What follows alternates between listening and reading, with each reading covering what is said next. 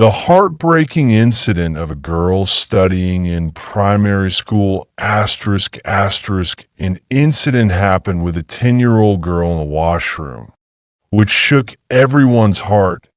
Tio know about this incident. Make sure to watch the video. Let's hear it from Ema's mother. I admitted my daughter to school in the beginning, my daughter used to go to school happily. I was very happy that I love my daughter a lot. Whatever my daughter said, my husband and I would immediately fulfill her request because she was our only child and was brought up with great love and care. Time passed by. My daughter had now turned 10 years old. She was studying in the same school. The school was very big. The backside of the school was completely deserted. There were bushes around there, and there was a big ground too. And along with it, there were many washrooms built. I told the teacher to take special care of my daughter. She was still small that I was very worried about her, that I used to explain to her at home not to go to the backside. Who knows, there might be a jungle on that side, that if you get hurt or something, my daughter used to say, "No, Mom, I don't go to that side at all." My daughter was very beautiful. She was 10 years old, but she looked like she was 14. And my daughter was not like other girls. She was very intelligent, that I had taught her the difference between good and bad. And she was quite intelligent too. Many years had passed since she started going to school that I began to trust the school that in my opinion, the school was very good. The system here was good. Teachers were very good with the children.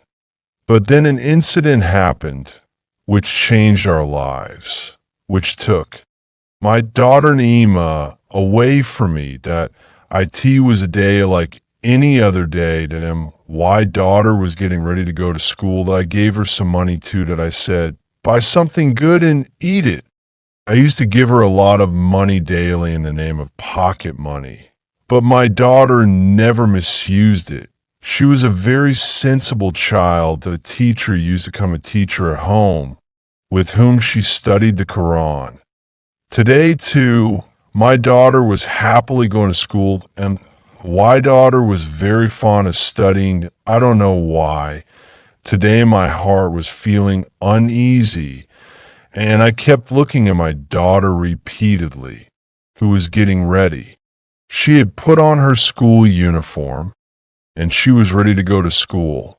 After my daughter went to school, I was very worried. I don't know why. Today my heart was feeling uneasy that I started finishing the household chores. That I quickly prepared lunch. We were very rich, but we always cooked the food ourselves that I had just finished cooking. When I looked at the clock, it was 1 o'clock. That I was very surprised because my daughter usually came home by 12:30, but today it was 1 o'clock. That I quickly called the teacher, asking why Naima hadn't come home from school yet. The teacher said that we were just about to leave. All the children had already left the school. Red Heart, it had been half an hour and Naima had also come out of class. Hearing this, I became very worried. That I quickly called my husband and told him everything that he told me to come to the school, and that he was also coming. That we quickly reached the school. The whole school was searched. When we reached the last room, we saw that Naima was lying unconscious on the floor. That we quickly picked Naima up and took her to the hospital. When Naima regained consciousness, we asked her what had happened. Naima became completely silent. After much questioning, she told us that she suddenly felt dizzy. Hearing my daughter's words, I became even more worried. I thought maybe my daughter had become weak. I started taking great care of my daughter. I got my daughter a week off from school, and my daughter stayed at home. After a week, when it was time to go back to school, there were strange colors on my daughter's face. She looked very scared that I had never seen these colors before. Even though she used to go to school happily, and her health was completely fine now, hearing about school made her pale. Seeing this, I became somewhat worried that I asked, "What is the matter, daughter? Don't you want to go to school?" My daughter said, "No, mother, I want to go, but I can't study anymore," I said. "How will you become a doctor if you don't go to school?" "Go, daughter." And I sent my daughter to school. After this incident, my daughter had changed a lot. She always stayed quiet. She didn't talk to anyone. After coming from school, she went to her room or took up books and sat, or she would sleep, or she would remain lost in deep thought. She had also reduced her playing time. Seeing this, I became very worried. These changes in Naima were troubling me a lot. I often remained lost in thought too. Finally, what had happened that day that had scared my daughter so much? Well, the next day I went to the teacher and asked her everything about how Naima was in class and what had happened that day. The teacher said nothing strange had happened. That day, we were just teaching the children. There was still some time left before the break. Naima said she wanted to go outside, that we sent her out, that we think she might have fainted due to weakness, that IT was also very hot that day. Hearing this, I remained silent for a while. Then I asked if she had noticed any changes in the mirror if she was still studying as well as before. The teacher said, "No, I have also noticed that Naima doesn't stay in class with the same attention as before. IT seems like she listens to everything absent-mindedly. And if asked a question, she doesn't remember it." That I was surprised because Naima was a very intelligent child. She always topped the class. But in the past few days, she has changed a lot. She even stays lost in thought in class. Hearing the teacher's words, I became even more worried that I was convinced that something must have happened that day which changed my daughter and made her so silent. But I didn't know what a big storm was hidden behind this silence that would ruin our lives. Days continued to pass like this, and my daughter often took leave from school. Now, I forced her to go to school. She always refused to go to school, although she eagerly read the Quran. The teacher from the madrasa used to come and teach her. She had told me that my daughter was very good at reading her lessons. Her Quran was about to be completed, but she had changed regarding school matters. Now she didn't have any interest in school like before. This matter was troubling me a lot. I talked to my husband about this.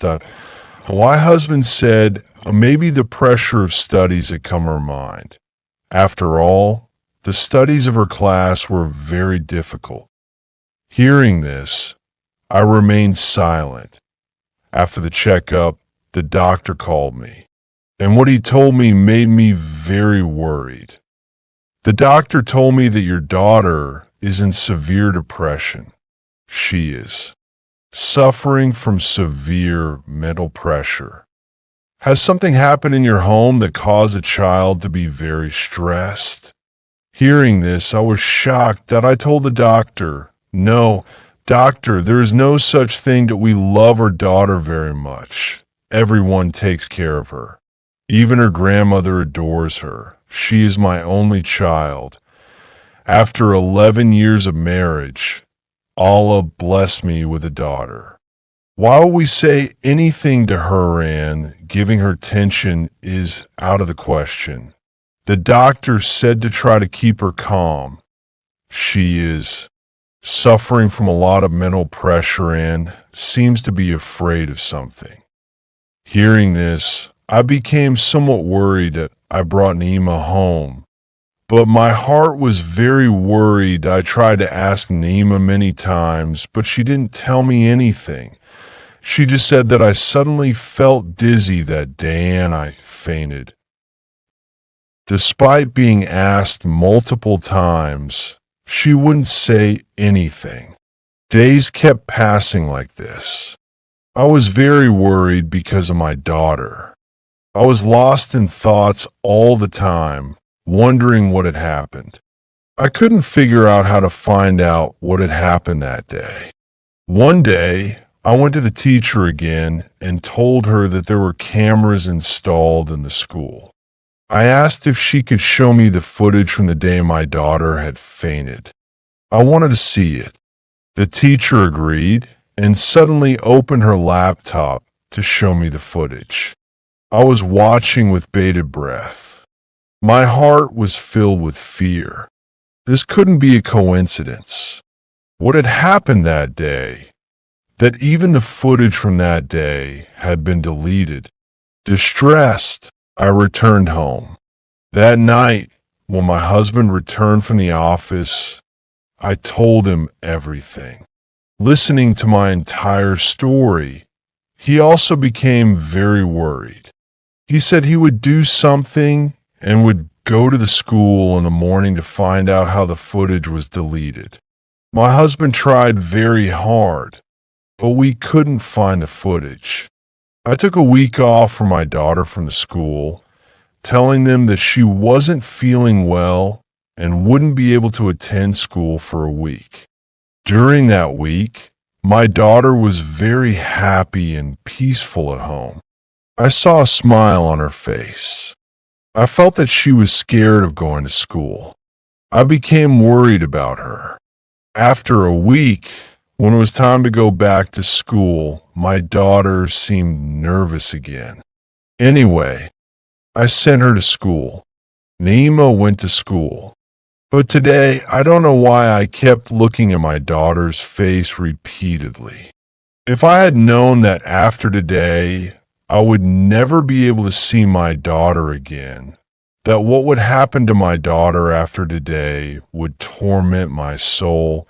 If I had known that today was Naima's last day, I would have never let her go to school.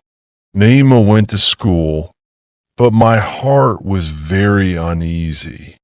I kept looking at the clock again and again. Seeing my worried face, my mother-in-law asked what was wrong.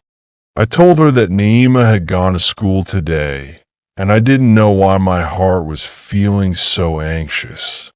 My mother-in-law told me that I was just worrying unnecessarily because she had fainted that day, and that was why I was so tense.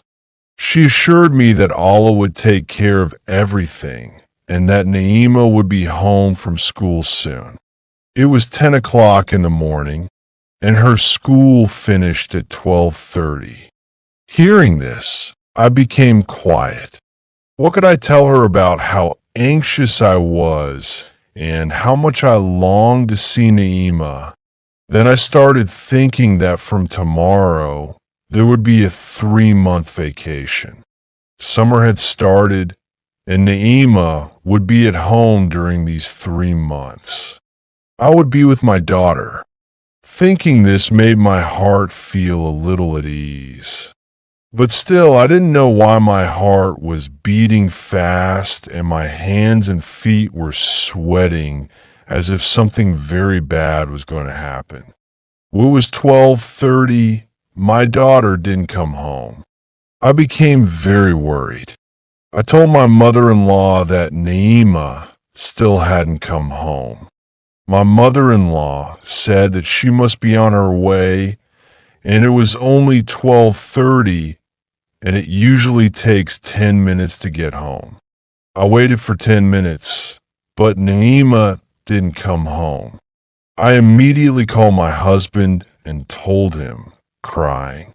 He told me not to cry and asked why I was so worried. I told him that I couldn't explain how anxious I was and how much I was tormented inside. I asked him to come home quickly as I needed to go to Nama. Listening to me, my husband came home. We went to the school, searched the entire school, but Naima was nowhere to be found. When we asked the teacher, she said that Naima was there. When we asked the children, they said that Naima had left with her bag 10 minutes before the last period ended. They hadn't seen her during the dismissal. Hearing this made my heart sink. We searched the entire school, but Naima was nowhere to be found. No one had looked behind the ruins of the school, and no one had thought about it. We searched the entire school thoroughly, but couldn't find any trace of Naima. The next day, the 3-month vacation started, and the school closed.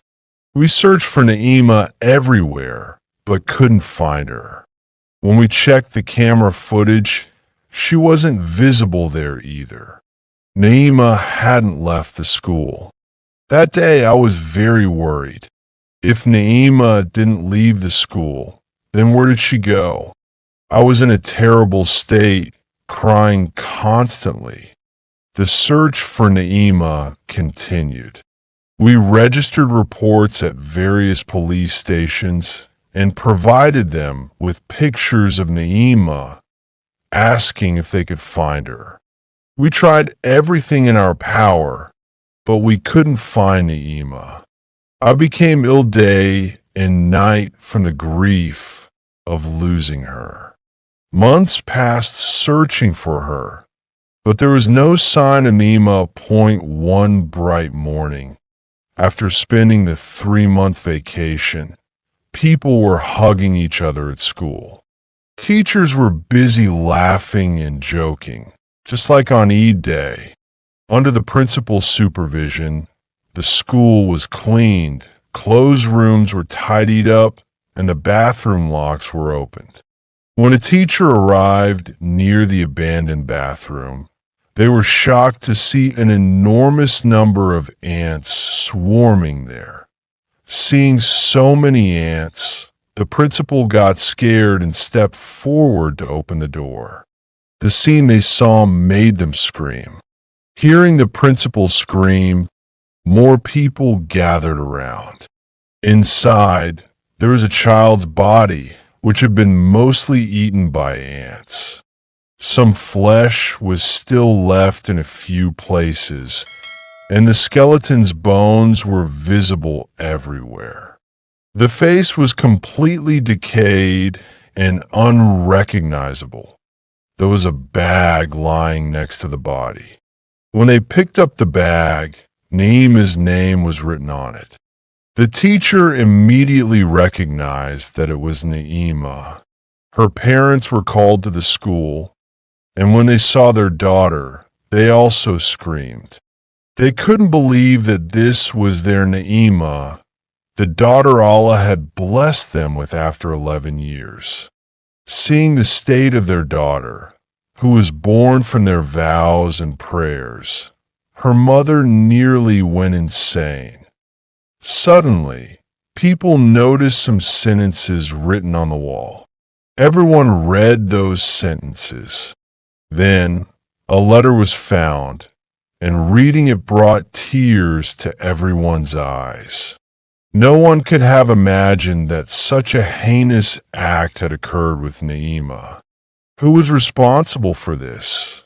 In the letter, it was written, "Mom, please get me out of here. I am very scared. Red heart, red heart, red heart, red heart, red heart. It's very dark here. I'm also hungry. Mama, Baba, please take me out of here. That uncle will come back again." And what Naima revealed in that letter shocked everyone As soon as the police heard it, they immediately arrested the headmaster. And no one could have imagined that this 60-year-old man, who seemed so educated and wealthy, could be capable of such a horrific act. But inside, his character was completely hollow. The day Naima fainted, that headmaster had tried to assault her. Suddenly, she collapsed and lost consciousness. She had fainted out of fear. The headmaster threatened her, saying that if she ever spoke up, he would kill her. Naima was terrified, so she never told anyone. But who knew that her silence would lead to her destruction?